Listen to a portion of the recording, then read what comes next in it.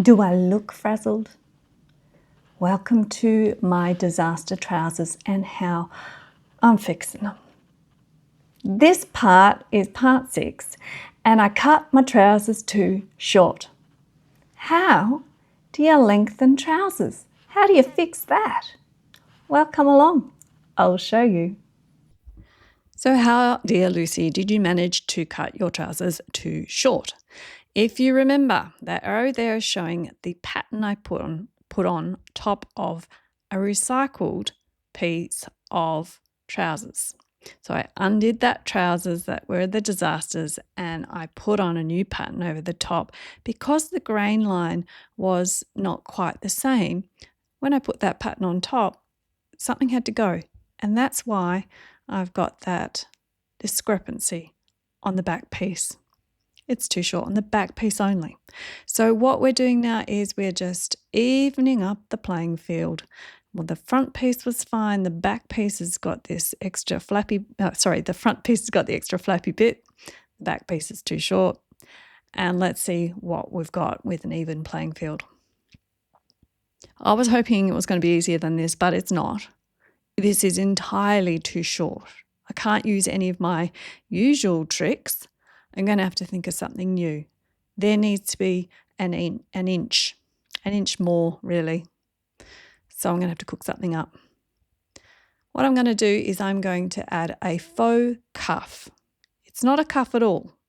I'm just going to start with double piece of good trouser fabric. I'm running out at this stage. And I'm cutting the amount of width I need plus some seam allowance there because it's going to have to get joined together. Now I'm measuring up how much length I need. I need the inch, but this is where it gets a bit tricky. I need the inch, but there's no seam allowance in the trouser. So I have to add that onto what I'm cutting plus that seam allowance for what I'm cutting. So that's why there's two lots of join allowance. Then there's the how much length I need, and then there's another join allowance for where I'm going to attach it to a lining. Now the lining itself will have an extra bit of turn under, so that's not the same size.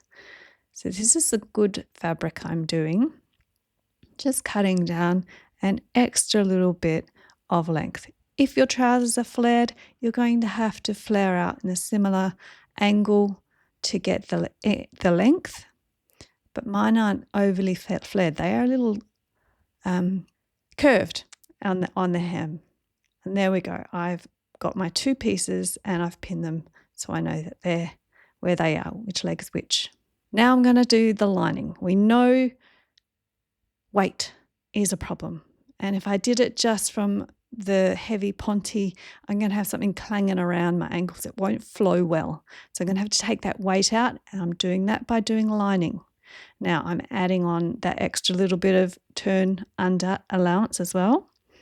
And again, I had another problem. I didn't have enough lining. I'm cutting it out from what I have. So that's one leg done there on that join. Okay, that's enough to join it together. But my other one's a bit too short, so I'm just going to add that little chunk. I'm going to have to add that together, sew that together to make two legs. It's not going to matter that there's a couple of joins on the lining. To make sure that this is going to fit the width of our trousers, we have to walk around and pin it because that shows us exactly how much we might need to take in to make the fit exact. Now, once you've done that, you're also going to check that your lining matches your main fabric. And you'll see that the lining is a little bit larger, a little bit longer, because I'm about to come to this, we're going to have a fold over or fold under join at that top section. Let's get to the first bit of sewing. I've joined the lining to the ponty, and that is the end of my trouser.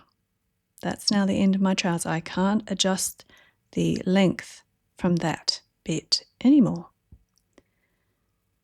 And we're going to make sure that we join to one of the join lines. I'm using the inner leg join line to keep my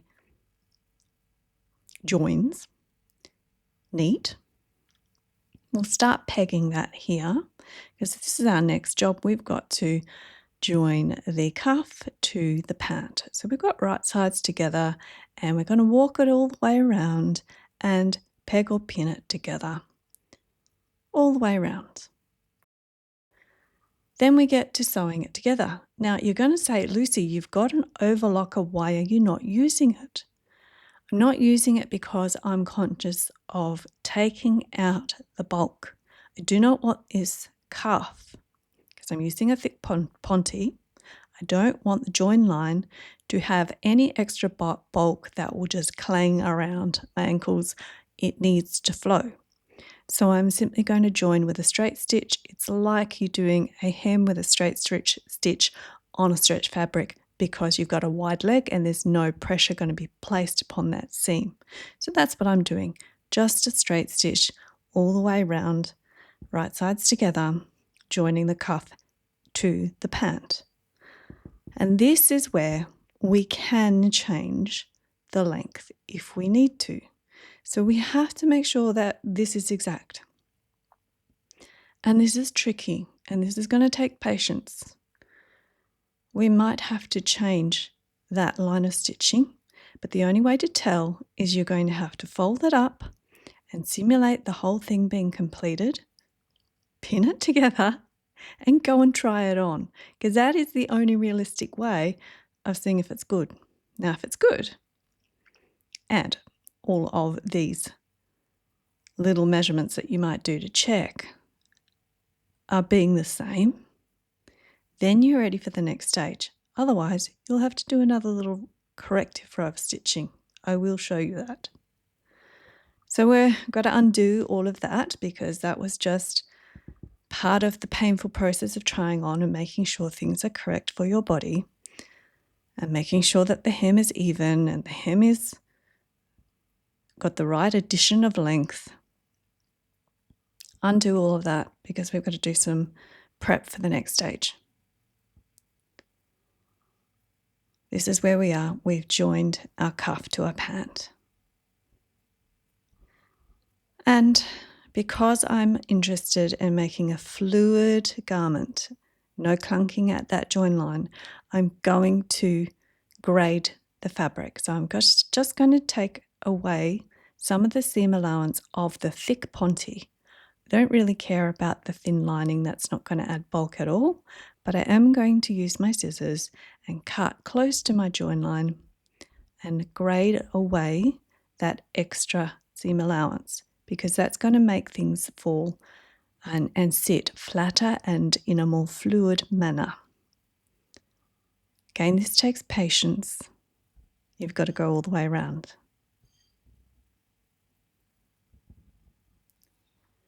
Now that we've done that, time to get the iron out. We've got some pressing to do. So we're going to press that join whichever way it wants to fold. Mine wants to fold up like that, so we'll just go with it. We also have to press up the cuff, so that's sitting nicely. And then we're going to deal with this extra fold under bit that I've been talking about.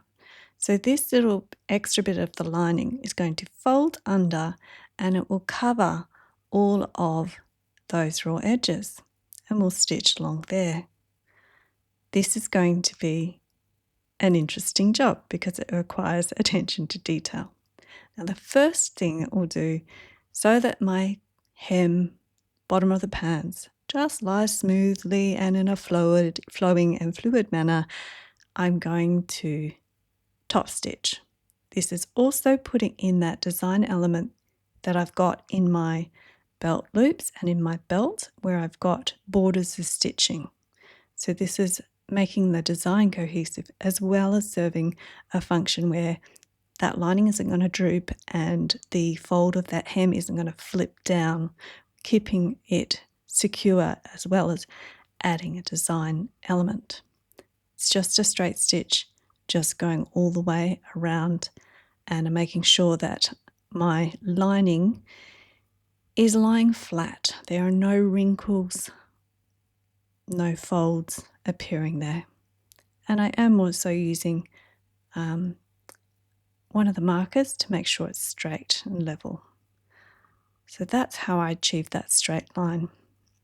Now we're going to put that second border of stitching in, which is going to catch the folded lining. So to do this, we have to pin it on the front because we're going to be sewing it from the front, because that's how we see and make it straight and neat. But from the underneath, we need to get that lying the way it wants to lie. It doesn't want to lie that way for me. It likes lying that way, so I'll let it. Make sure that the lining is flat under my thumb there, and make sure the fold is folded under. That's why we pressed it. And no, don't pin it this side.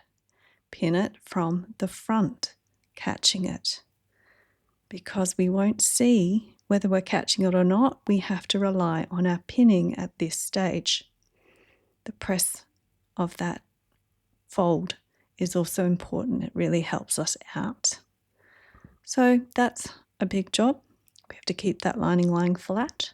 We have to pin from the right side because that's where we're going to be sewing that together and putting in that extra border of stitching. I won't bore you by going through it all. We will skip ahead. Don't forget to subscribe if you haven't already. I hope you're enjoying this disaster series or sewing rescue series. All right, I think I'm almost there. I will skip to the end, I think. Let's get to the sewing job. Now I've lined up one of those little markers in my presser foot, and I'm running that against the seam that's been pressed flat, so I don't have that to worry about, and I'm making it as wide as the one that already exists at the bottom of the hem, because this is the border of stitching effect that I want in my design to make it all cohesive. And all I have to do, this is actually quite tricky. We can't see what's underneath. We're relying on our pinning. You see my fingers up inside the pant leg there. They are trying to make sure that that lining is lying flat. It hasn't gone crooked or developed wrinkles. So I'm always making sure that that is flat and flush against the pant leg, which has now got a faux cuff on it. All right, this is the end. I'm lining up to my starting stitches. We will do a back stitch to secure the threads, of course, and hopefully that's one long, neat line of consistent stitching. You will need to do quite a bit of thread tidy up because there'll be threads lurking all over the place, so do tidy up front and back as well. And this is what we're looking like. As you can see, it's pretty design worthy. The straightness, evenness of that stitching is pretty good. Both rows of stitching have the same width to them. And my hem looks like, this cuff looks fairly intentional. Now this is what I was talking about, the lining possibly going a bit wrinkly. I'm not going to worry about it. Now we also have we caught the lining? That's the biggest thing. Have we caught it, and is that fold there? Have we caught it? Yes, we have caught it all the way around, but it is not caught right on the edge. That would have been nicer. But if I fold it down and it flaps down, is it going to matter? Is it going to appear beyond the hem of our trousers? It's not. But if it's worrying you, if you're a perfectionist, you can use an invisible stitch to stitch that closed, and I'll link a video for that. For me, I don't think that's going to worry me at all. It's very light. It's not going to flick or flop around too much to worry me at all. I'm calling it done. All right, let us look at the next leg. Same process. As you can see here, I definitely have 2 rows of stitching when I've joined the cuff to the leg. And why that happened was because things weren't even. So you can see I've joined it into the light row of stitching, and then it widens out. I was evening up the hem. Here's our 2 pant legs, and the second leg is actually harder than the first one because you have to get it exactly the same as your first pant leg. And here they are again. Now you can see the design element that I was talking about, that border of stitching, that's the belt, and I've achieved it down on the cuff or the faux cuff. So that keeps a nice aesthetic, cohesive design. Proof is in the pudding. Let's do a test, a walking test. Have I got the correct length? Yes, these are the shoes that I'm going to wear, and this is a great length on me. Happy little dance. Surprisingly, what popped up on my feed, this is an ad from a shoe company, but look at the trousers. Do you see they've got kind of a faux cuff look going on there as well? So yay my brain. This was a solution my brain came up with, but it looks like it's actually kind of fashionably acceptable as well. Yay for that. I think I can successfully say that I have lengthened my pants. They're looking really good. And I also want to just take a little detour down memory lane. We have lifted the rise and made the bum fit better. We have fixed an oopsie on the belt. We have added pockets. And in addition to those slant pockets, we stopped them gaping with some flat belt loops. We conquered the heavy thickness of this fabric, and I am actually on the floor lying down because I'm kind of tired now. Let's take a look at what we started with. We started with this disaster pair, and we've ended up with trousers. They'll work. Hurrah! I hope you've enjoyed the Disaster Rescue series, and I'm looking forward to seeing you next time. Enjoy your comfy life, and I'll see you then.